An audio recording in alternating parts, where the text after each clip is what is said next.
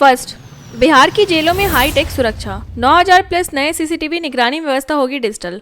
बिहार सरकार ने राज्य की जेलों को पूरी तरह आधुनिक बनाने की दिशा में बड़ा कदम उठाया है। लंबे समय से जेलों में सुरक्षा को लेकर उठ रहे सवालों के बाद सरकार ने एक विस्तृत योजना तैयार की है, जिसके तहत 53 जेलों में 9000 से अधिक हाई क्वालिटी सीसीटीवी कैमरे लगाए जाएंगे। कैमरों की निगरानी सीधे एक केंद्रीकृत कंट्रोल रूम से होगी, जहां सुरक्षा कर्मियों को रियल टाइम फुटेज उपलब्ध होगी। सरकार का मानना है कि इससे जेलों के अंदर मोबाइल, नशीले पदार्थ या अन्य प्रतिबंधित वस्तुओं की आवाजाही पर रोक लगेगी। साथ ही गैंगवार, आपराधिक गतिविधियों और हिंसा की घटनाओं पर कड़ा नियंत्रण संभव होगा। नई सुरक्षा व्यवस्था में कैमरों के साथ biometric entry, digital visitor management और इमरजेंसी अलार्म सिस्टम भी शामिल किया गया है। इससे जेल प्रशासन को तकनीकी मदद मिलेगी और मानव त्रुटियों में कमी आएगी। विशेषज्ञों के अनुसार यह फैसला बिहार की जेलों को देश के सबसे सुरक्षित सुधार गृहों की श्रेणी में लाने की दिशा में महत्वपूर्ण कदम माना जा रहा है। सरकार ने इस परियोजना के लिए 100 करोड़ रुपए से अधिक का बजट स्वीकृत किया है। जेल कर्मचारियों के लिए नए सिस्टम के संचालन का प्रशिक्षण भी शुरू किया गया है। सरकार का दावा है कि आगामी वर्ष में सभी जिलों की जेलें पूरी तरह डिजिटल निगरानी प्रणाली से जुड़ जाएगी।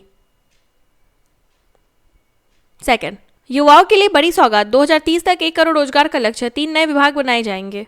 बिहार सरकार ने रोजगार को लेकर अपनी सबसे बड़ी योजना का ऐलान किया है। सरकार का उद्देश्य है कि आने वाले 5 वर्षों में 1 करोड़ से अधिक युवाओं को रोजगार, प्रशिक्षण या स्वरोजगार के अवसर उपलब्ध करवाए जाएं। इसके लिए राज्य में 3 नए विभाग बनाए जा रहे हैं। पहला उद्योग के विस्तार के लिए, दूसरा कौशल विकास कार्यक्रमों के समन्वय के लिए और तीसरा राज्य भर में नए बाजार तैयार करने तथा स्थानीय उत्पादों को बढ़ावा देने के लिए। नई नीति के तहत गांवों और छोटे कस्बों में माइक्रो उद्यमियों को विशेष सहायता मिलेगी। सरकार कम ब्याज पर ऋण, प्रशिक्षण एवं मार्केटिंग सहायता देने की योजना बना रही है। युवाओं को निजी क्षेत्र में अवसर दिलाने के लिए राज्य स्तर पर जॉब कनेक्ट पोर्टल भी बनाया जाएगा, जिसमें देश भर की कंपनियां भर्ती प्रक्रिया चला सकेगी। सरकारी भर्तियों में पारदर्शिता सुनिश्चित करने के लिए नई डिजिटल प्रणाली लागू की जाएगी, जिसमें आवेदन, परीक्षा और चयन प्रक्रिया का पूरा रिकॉर्ड ऑनलाइन उपलब्ध रहेगा। विशेषज्ञों का कहना है कि यह योजना लागू हो गई तो बिहार में रोजगार की स्थिति में उल्लेखनीय सुधार होगा और पलायन में भी कमी आएगी।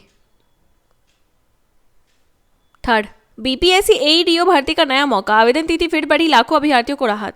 बीपीएससी ने सहायक शिक्षा विकास पदाधिकारी परीक्षा के लिए आवेदन प्रक्रिया एक बार फिर खोल दी है। जिन अभ्यर्थियों ने पहले आवेदन नहीं कर पाए थे, उनके लिए यह बड़ा अवसर है। पिछले चरण में लगभग 10 लाख उम्मीदवारों ने भाग लिया था, जिसके चलते आयोग ने परीक्षा को 3 चरणों में आयोजित करने का निर्णय लिया था। अब आवेदन की नई तिथि खोलने से यह संख्या और बढ़ने की संभावना है। एईडीओ पद शिक्षा प्रणाली से जुड़े महत्वपूर्ण पदों में माना जाता है, क्योंकि इन अधिकारियों को विद्यालय विकास, शैक्षणिक गुणवत्ता और प्रशासनिक कार्यों की जिम्मेदारी निभानी होती है। नए नियमों के तहत अभ्यर्थियों को अपने दस्तावेज ऑनलाइन अपलोड करने होंगे और आवेदन शुल्क डिजिटल माध्यम से जमा करना होगा। आयोग ने संभावित रूप से फरवरी-मार्च 2026 में परीक्षा आयोजित करने का संकेत दिया है। विशेषज्ञों का मानना है कि यह परीक्षा युवाओं के लिए महत्वपूर्ण करियर अवसर प्रदान करती है और ग्रामीण तथा शहरी शिक्षा व्यवस्था दोनों में सुधार लाने में बड़ी भूमिका निभाती है।